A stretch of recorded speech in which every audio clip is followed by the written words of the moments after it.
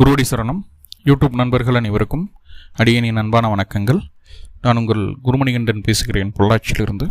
திருக்கணித பஞ்சாங்கத்தின்படி வரக்கூடிய அக்டோபர் மாதம் 18ஆம் தேதி குரு பகவான் மிதுன ராசியிலேருந்து கடக ராசிக்கு பயிற்சி ஆகிறாரு. டிசம்பர் 5ஆம் தேதி வரைக்கும் குரு பகவான் கடகத்தில் தான் இருக்க போகிறார். கடகத்தில் குரு உச்சமடையக்கூடிய ஒரு அமைப்பு. இந்த குரு பயிற்சியினால் சிம்ம ராசிக்காரங்க நிறைய நன்மைகள் அடைய காத்திருக்கீங்க. என்னென்ன நன்மைகள் நடக்க காத்திருக்கு, என்னென்ன பிரச்சனைகளுக்கு தீர்வு கிடைக்க போகுது அப்படிங்கிறத ஒன் பை ஒன்னாக நம்ம பார்க்க போகிறோம். எப்படி நன்மைகள் நடக்க காத்திருக்கு? அதே குரு 11ஆம் இடத்துலேருந்து 12ஆம் இடத்துக்கு பயிற்சி ஆகிறாருன்னு சொல்கிறீங்க. குரு 12 வந்தால் விரைய குருவாக தானே இருக்கணும். அதில் என்னத்தை போய் நன்மை எனக்கு கிடைக்க காத்திருக்கு அப்படின்னு நீங்கள் கேட்டிங்கன்னா நிறைய இருக்குது. என்னங்கிறத பார்க்கலாம். உங்களுடைய லக்ன ராசி அப்படிங்கிறது சிம்மமாக இருக்கும் பட்சத்தில் குரு 12ஆம் இடத்துல இருக்கும்போது ஃபஸ்ட்டு ஒன், இது நாள் வரைக்கும் தூக்கம் சரியாக இல்லை, நைட்டு படுத்தா தூக்கம் வர மாட்டேங்குது, காலையில் 3 மணி 2 மணிக்கு எந்திரிச்சிட்றோம். ஸோ இந்த மாதிரியான ஒரு மனநிலைமை இருக்குது. நைட்டு தூங்குறதுக்கும் லேட் ஆகுது, தூங்குறதுக்காக ஸ்லீப்பிங் டோஸ் எடுக்கிறோம். இந்த மாதிரி என்ன கம்ப்ளைண்ட் இருந்தாலும் இந்த குரு பயிற்சிக்கு அப்புறம் அந்த கம்ப்ளைண்ட் கண்டிப்பாக ரெடி ஆகும். மருந்து மாத்திரை சாப்பிடாமே ரெடி ஆகும். ரெண்டாவது, கணவன் மனைவிக்குள்ளே நல்ல ஒரு ஒற்றுமை இல்லை, ஒரு ஒட்டுறவு இல்லை, கொஞ்சம் கான்ட்ரவர்சியாகவே போயிட்டு இருக்குது. 2 பேர்த்துக்குள்ளே நிறைய கருத்து வேறுபாடுகள், மனக்குமுறல்கள்லாம் இருந்துகிட்ருக்கு. அப்படின்னா அந்த கணவன் மனைவிக்குள்ளே நிறைய கருத்து வேறுபாடுகளும் மனக்குமுறல்களும் எல்லாமே சரியாகி உடல் ரீதியான ஒற்றுமை, அந்த போக சுகம் அப்படிங்கிறது 2 பேர்த்துக்கு கிடைக்க ஆரம்பிச்சிடும். ஸோ அப்போ ஏதோ ஒரு வகையில் 2 பேரும் ஒன்று சேரணும் இல்லையா? உங்களுக்கு அந்த 12ஆம் இடம் அப்படின்னு சொல்லக்கூடிய போக சுகத்தினால் 2 பேர்த்துக்குள்ளே அந்த ஒற்றுமை வர காத்திருக்கு. அந்த ஒற்றுமை என்ன பண்ணுது? நம்மளை சக்ஸஸ்ஃபுல்லாக ஃபேமிலி லைஃப்பில் பிரச்சனைகள் இல்லாமல் நம்மளை பாதுகாத்துக்க செய்யுது. 3வது என்ன அப்படின்னு சொல்லி பார்த்துட்டிங்கன்னா,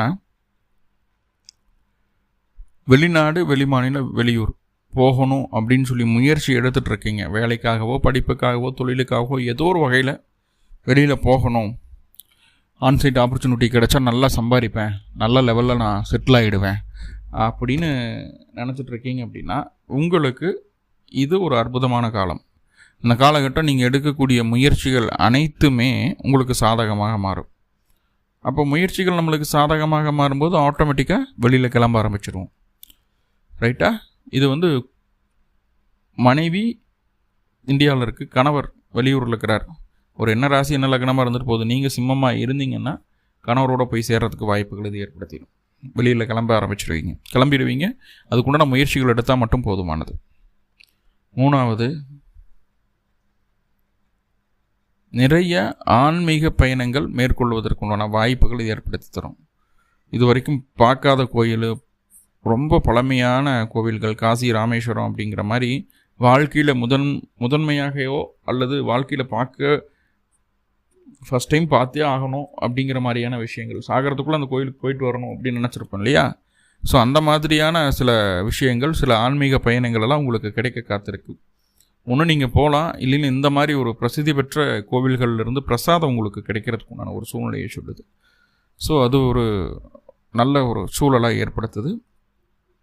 தூக்கம் நல்லா இருந்தாலே போதுமானது, மன நிம்மதி அப்படிங்கிறது கிடைச்சிடும். சரிங்களா? என்ன, குடும்பத்துக்குள்ளே புதுசாக ஒரு சுப காரியங்கள் நடப்பதற்குண்டான வாய்ப்புகளை சொல்லுது. உங்களுக்கு இல்லை, குடும்பத்தில் சுபகாரியங்கள் நடக்க வாய்ப்பு இருக்குது. அப்போ அந்த குடும்பத்தில் இருக்கக்கூடிய நபர்களுக்கு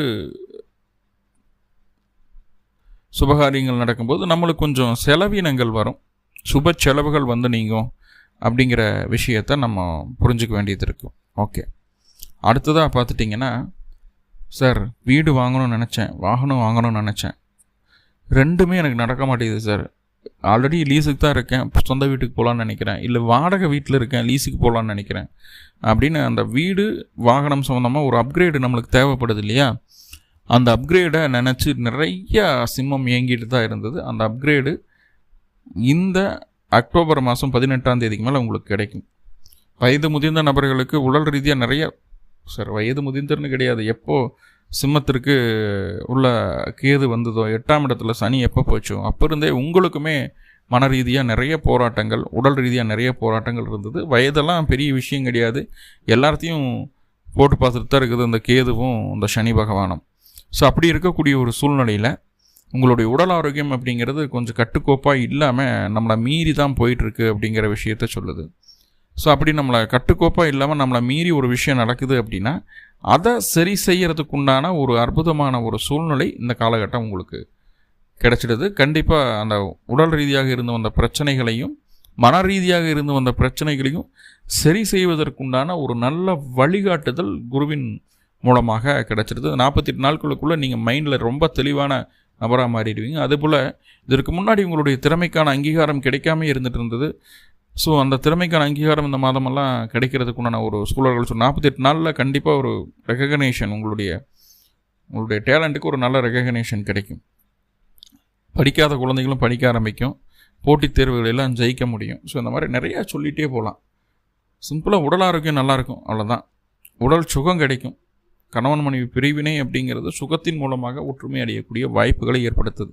2 பேரும் பார்க்கணும் பேசணும் அப்படிங்கிறது தான் இங்கே முக்கியமான கூற்றாக இருக்குது. அதனால் நான் பார்க்க மாட்டேன் பேச மாட்டேன் அப்படின்னு சொல்கிறத காட்டிலும் பார்த்து பேசி நல்ல ஒரு முடிவுக்கு வரலாம். பார்த்து பேசும்போது கண்டிப்பாக பொது நபர் கண்டிப்பாக வேணும். ஏன்னா குரு தான் அந்த பொது நபராக இருக்கிறாரு, தலைமையாளியாக இருக்கார். அவர் இல்லாமல் அதை நடக்கும்போது கண்டிப்பாக அது சக்ஸஸை கொடுக்காது அப்படிங்கிறத புரிஞ்சுக்குங்க. சரி, வேறு என்னவெல்லாம் நடக்க காத்திருக்கு அப்படின்னா, வேலை இல்லாத சிம்மராசி அன்பர்களுக்கு வேலை கிடைக்கிறதுக்கு வாய்ப்புகள் உண்டு.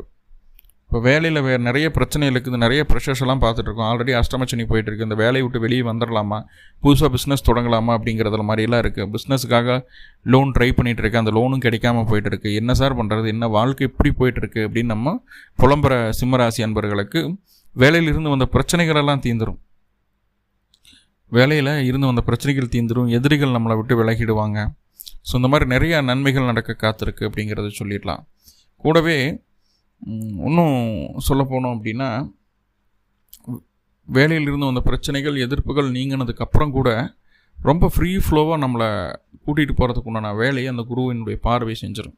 அதுக்கப்புறம் வேலையில் நம்ம கெட்டிக்காரனாக மாறணும் இல்லையா. நம்ம இதுக்கு முன்னாடி பட்ட கஷ்டம் மீண்டும் வரக்கூடாது. திறமைக்கான அங்கீகாரம் கிடைக்காம நம்மளை டவுன்கிரேட் பண்ணிகிட்டே இருந்தாங்க, அந்த விஷயமெல்லாம் நடக்கக்கூடாது இல்லையா. ஸோ அதை எல்லாமே அரெஸ்ட் பண்ணிவிடும். நீங்கள் தான் அங்கே கிங் அப்படின்ற மாதிரி, நீங்கள் தான் அங்கே ராஜா அப்படின்ற மாதிரி உங்களுடைய வேலையில் உங்களை ஒரு நல்ல நிலைமைக்கு உங்களை எடுத்துகிட்டு வந்துடும். நிறையா பேர்த்துக்கு ப்ரொமோஷன் கிடைக்காதவங்களுக்கெல்லாம் ப்ரொமோஷன் கிடைக்கும். இப்போ வேலை சம்மந்தமான விஷயங்கள் வெளியூர் வெளிமாநில வெளிநாடு பயணிக்கக்கூடிய ஒரு சூழ்நிலை ஏற்படுத்தும். எல்லாமே ஒரு சக்ஸஸ்ஃபுல்லான ஒரு சூழ்நிலையை கொடுத்துரும் அது. ஸோ அதெல்லாமே நல்ல விஷயங்கள் அப்படிங்கிறத நம்ம சொல்கிறோம். அதே நேரத்தில் கண்ணுக்கு தெரிஞ்ச கண்ணுக்கு தெரியாத எதிரிகளை ஜெயிக்க முடியும். எதிரிகளே நம்மளை கண்டு பயப்படும் அளவுக்கு நம்மளுடைய திறமைக்குண்டான அங்கீகாரத்தை அந்த குரு கொடுத்துருவார். முக்கியமாக இது நம்மளுடைய சில விஷயங்களை நம்ம புரிஞ்சுக்கிட்டு தான் ஆகணும். என்னென்னா, 6ஆம் இடத்துக்கு குரு பார்வை இருக்கும்போது வெளிநாட்டு பயணங்கள் வெளியூர் பயணங்கள் எல்லாம் நம்மளுக்கு சக்ஸஸை கொடுத்தாலும், சொந்த இடத்துலையே சொந்த ஊர்லேயே இருந்தீங்க அப்படின்னா உங்களுடைய வேலை சம்பந்தமான விஷயங்களில் சில அழுத்தங்களையும் அந்த குரு கொடுப்பார் அப்படிங்கிறதுல மாற்றமில்லை. என்ன காரணம்னா, குரு அஷ்டமாதிபதி, உங்களுடைய ராசிக்கு அஷ்டமாதிபதி. அவர் 6ஓட தொடர்பு கொள்ளும்போது 6, 8, 12 அப்படிங்கிற அமைப்புகள் வரும்போது கொஞ்சம் அந்த அழுத்தங்களும் இருக்கும். ஆனால் அது மேனேஜபிளாக தான் இருக்கும், கவலை வேண்டாம். ஓகே, 8ஆம் இடத்துக்கு குரு பார்வை வாராத கடன் வசூலாகக்கூடிய ஒரு அற்புதமான ஒரு அமைப்புகளை சொல்லுது. கூடவே உங்களுடைய வாழ்க்கை துணையினுடைய குடும்பத்தில் இருந்து வந்த பிரச்சனைகள் ஏதாவது இருந்தால் அது தீரும். உங்கள் வாழ்க்கை துணை ஜீவனம் பண்ணுறதுக்கு வழி இல்லாமல், ஒரு சம்பாத்தியம் இல்லாமல் கஷ்டப்பட்டுருக்கிறாங்க அப்படின்னா, அந்த சம்பாத்தியம் இல்லாத சூழ்நிலையை சரி பண்ணி உங்களுடைய வாழ்க்கை துணைக்கு நல்லதொரு சம்பாத்தியத்தை ஏற்படுத்தி தரக்கூடிய ஒரு அமைப்புகளில் இந்த குரு உங்களுக்கு கண்டிப்பாக பண்ணிடுவார் அப்படிங்கிறதுல எந்த மாற்றமும் இல்லை. ஆனால் இங்கே ஒரு ப்ரிகாஷனான ஒரு விஷயம், ஒரு எச்சரிக்கையான ஒரு விஷயம் என்னென்னா, இது நாள் வரைக்கும் 7ஆம் இடத்துல இருந்தக்கூடிய ராகுவுக்கு குருவினுடைய பார்வை இருந்தது. இப்போ அந்த குருவினுடைய பார்வை கிடைக்காம போகுது. அப்போது வாழ்க்கை துணை வழி உறவுகளால் சில சங்கடங்களை சந்திக்க வேண்டியது இருக்கும். அதே போல் வெளியூர் வெளிமாநில வெளிநாட்டில் ஆல்ரெடி இருக்கிறீங்கன்னா அங்கே உங்களுடைய வருமானத்தை குறைச்சிடும், கண்டிப்பாக குறைச்சிடும்.